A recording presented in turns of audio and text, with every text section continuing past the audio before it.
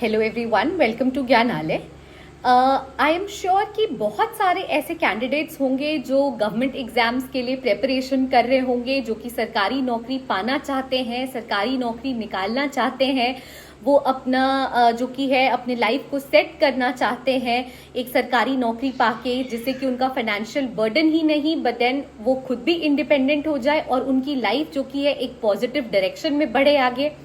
तो आइए आज हम बात करते हैं अपने इस वीडियो में ज्ञानालय के माध्यम से कि वो क्या चीजें हैं या वो क्या बातें हैं जिनका कि आपको विशेष रूप से ध्यान रखना चाहिए अगर आप किसी गवर्नमेंट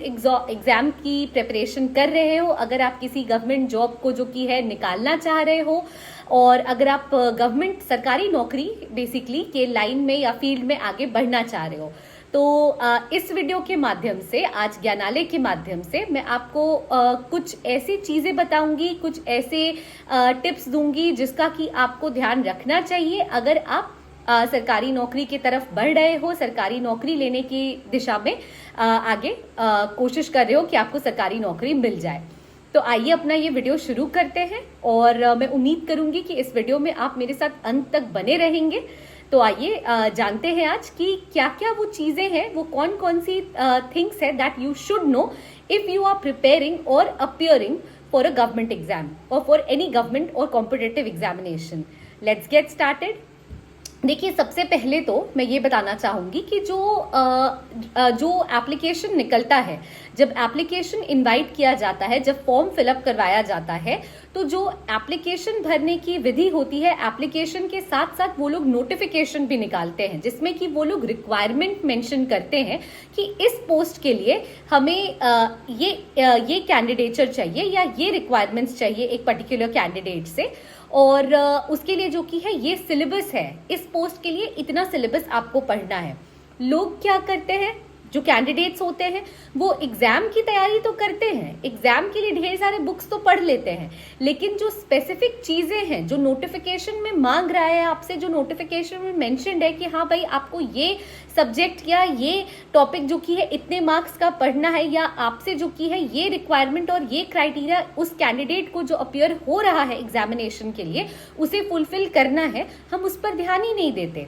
आगे जाके ये सारी चीजें जो कि है बहुत ज्यादा कठिनाई पैदा करती है, बहुत ज्यादा असुविधा देती है एक कैंडिडेट को जो कि अपियर हो रहा होता है। तो देखिए, इंटरव्यू के समय जाकर आपको कुछ पता चले और उस समय आपको अफसोस होए कि अरे ये भी था, ये तो फॉर्म के साथ ही निकला था, मैंने ध्यान नहीं दिया, मैंने पढ़ा नहीं रिक्वायरमेंट सही से, मैंने देखा नहीं कि क्राइटेरिया है क्या, किस बेसिस पे कैंडिडेट भर सकते हैं, ये आप ऐसी कोई अफसोस आपको होए, या फिर आगे चल के ये दिक्कत होए कि भाई अरे ये तो इतने ही मार्क्स का था, शिट यार ये ज्यादा नंबर का था, ये मुझे ज्यादा पढ़ना चाहिए था। तो ये गलतियां आप ना करें। जब भी आप फॉर्म फिलअप करो, जो भी रिक्वायरमेंट या जो भी क्राइटेरिया नोटिफिकेशन में मेंशन्ड है, 3-4 पन्नों का वो नोटिफिकेशन होता है, 30% तो आपका काम तभी ही हो जाएगा अगर आप उस नोटिफिकेशन को बढ़िया से पढ़ लेंगे। तो सबसे पहली चीज तो आपको यही ध्यान रखना है कि फॉर्म के साथ साथ आपको नोटिफिकेशन पर भी फोकस करना है।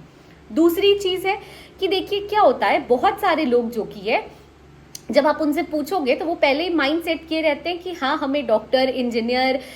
या यूपीएससी का एग्जाम देना है, बैंक पीओ निकालना है। पर ये 4-5 नौकरियां छोड़कर भी बहुत सारी अच्छी अच्छी नौकरी होती है जिसपे लोग ध्यान ही नहीं देते, और वो वैकेंसीज आकर निकल जाती है, उसमें वैकेंसीज भी ज्यादा होती हैं और ऑलमोस्ट सैलरी भी इक्विवेलेंट होती है, लेकिन उस पे लोग ध्यान नहीं देते। जहां लोग बैंक पीओ के एग्जाम का वेट करते हैं, वहां पे एलआईसी की आई हुई नौकरी या फिर नेशनल बैंकिंग इंश्योरेंस की जो पोस्ट निकलती है, वो सब पे लोग ध्यान ही नहीं देते, क्योंकि वो बैठे रहते हैं क्योंकि उनको बैंक पीओ का ही एग्जाम देना है। तो आप ये गलती ना करें। जब आप पढ़ाई कर रहे हो उससे रिलेटेड, आपके सब्जेक्ट से रिलेटेड और जहां जहां के फॉर्म निकल रहे हैं आप वो सारे भरे। आप एक बार कोशिश करें, आप सारे एग्जाम में बैठे, क्या पता आपका बैंक पीओ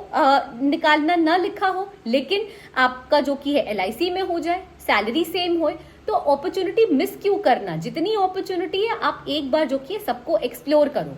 तीसरी बात है, जहां पे भी लोग देखते हैं कैंडिडेट्स जो अपियर हो रहे होते हैं वो देखते हैं यहाँ पे तो वैकेंसी ही कम है, 1000 वैकेंसी वाली जो जॉब थी मेरा वहां नहीं हुआ, तो ये तो 30-40 वैकेंसी है, यहाँ मेरा कैसे हो जाएगा। आप खुद को अंडर एस्टिमेट कर लेते हो। देखिए, आप अंडर एस्टिमेट खुद को ना करो। हो सकता है जैसी पढ़ाई आपने की हो उस लेवल पे की पढ़ाई पे आपका पहले वाला जो एग्जाम आपने दिया जहां पे 100 वैकेंसी आती, एक एग्जाम्पल के तौर पे मैं बता रही हूँ, वहां आपका नहीं हुआ। लेकिन जो 40 वैकेंसी निकली है, 40 वैकेंसी वाले एग्जाम का फॉर्म निकला है, हो सकता है आपकी तैयारी उस लेवल की हो और आपका वहां सिलेक्शन हो जाए। तो एक बार आपको जो कि है, ऐसा नहीं है कि जहां वैकेंसी कम है वहां आपका होने का चांस कम हो जाता है। अपने आप को आपको अंडर एस्टिमेट नहीं करना है और आपको जो कि एग्जाम में बैठना है, एक्सप्लोर करना है, एग्जाम देना है। 5वीं गलती जो आप करते हो जनरली कि भाई मैं पढ़ रही हूँ या मैं पढ़ रहा हूँ, मैं एग्जाम दे रहा हूँ, नहीं हुआ तो बेइज्जती हो जाएगी, मुझे अपने कॉलोनी में या अपने एरिया में, लोकेलिटी में, अपने फ्रेंड्स को, मुझे किसी को नहीं बताना। ये देखो, आप ये जो गलती करते हो, ठीक है, आप सारे लोगों को मत बताओ अपने एग्जाम के बारे में कि आप पढ़ रहे हो या आप ये एग्जाम दे रहे हो, लेकिन एटलीस्ट आप उन लोगों से तो टच में रह सकते हो जो आपके नजर में सिंसियर हैं, जो आपके नजर में फेथफुल हैं और जिन्होंने खुद एग्जाम निकाल रखा है। जब तक आप ऐसे लोगों से टच में नहीं रहोगे तब तक आपको एक होता है ना, आपको एक आइडिया नहीं मिलेगा। जैसे सामने वाले ने एग्जाम निकाल लिया है, वो हेल्पफुल होगा आपके लिए, वो आपको गाइड कर सकता है, वो आपको एक दिशा प्रोवाइड करेगा। कोई और जो आपके साथ पढ़ रहा है, जो सिंसियर है, जो वो बुक पढ़ रहा है, हो सकता है उस बुक का नाम आपको, जो कि आपको अपने फ्रेंड को बताने से ही पता चला हो और उसके बेसिस पे ही आपका एग्जाम निकल जाए। तो आप सबको ना बताओ, लेकिन लिमिटेड लोगों को तो आप बता सकते हो। लिमिटेड लोगों से जिन पे कि आपको विश्वास है, जिनसे कि आपको लग रहा है कि आपको भी सीखने का मौका मिलेगा और उन्हें भी आपसे सीखने का मौका मिलेगा, ऐसे लोगों से जरूर इंटरैक्ट करें और जरूर अपने एग्जाम्स के बारे में बताएं। और सबसे जो बड़ी और इम्पोर्टेंट गलती लोग करते हैं वो ये है कि प्रिपरेशन बहुत सारी कर लेते हैं, ढेर सारे बुक्स पढ़ लेते हैं, लेकिन ना प्रीवियस ईयर के क्वेश्चन पेपर देखते हैं, ना मॉक टेस्ट देते हैं। देखिए, जब तक आप अपने सिलेबस की जो आप पढ़ाई कर रहे हो उसका आप टेस्ट नहीं दोगे, आपको कैसे पता चलेगा कि आप कहाँ स्टैंड कर रहे हो। आपने पढ़ाई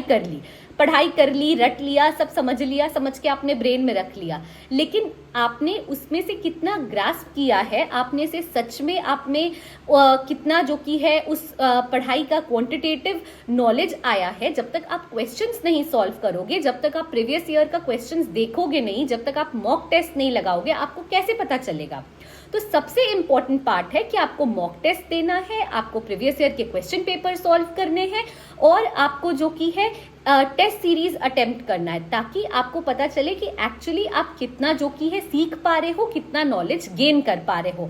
तो ये कुछ इंपॉर्टेंट टिप्स है जो हम सबको जाननी चाहिए अगर हम सरकारी नौकरी के लिए अपियर होना चाह रहे हैं, अगर हम कोई कॉम्पिटिटिव एग्जाम देना चाह रहे हैं, ताकि फ्यूचर में हमसे जो कि कोई अटेम्प्ट हमारा वेस्ट ना जाए, कोई चांस हमसे मिस ना हो जाए। तो ये कुछ बातें थी जिसका मैं आप सब लोगों से